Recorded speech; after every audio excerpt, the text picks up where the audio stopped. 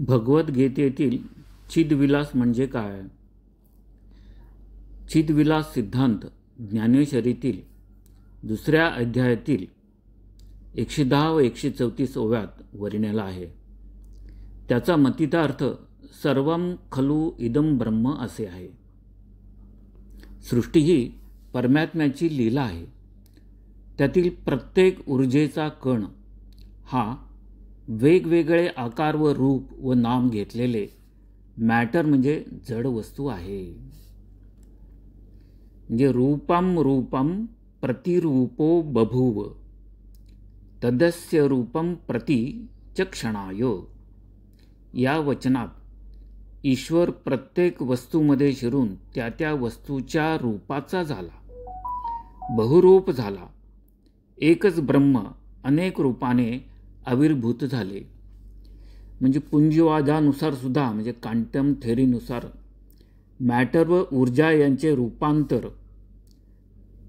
झालेल्या या वस्तू आहेत. ज्ञानेश्वरांनी ब्रह्माला वस्तू म्हटलेले आहे आणि वस्तू म्हणजे शुद्ध ज्ञान स्वरूप मूलतत्व.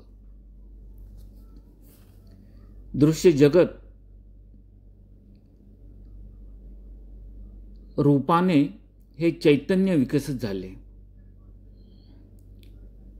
स्वप्न हे जसे मनोवृत्तीचा विलास असते तशी ही चेतना प्रत्यक्ष नवीन जाणीवेचे, नवीन आविष्काराचे लेणे प्रगट करीत असते.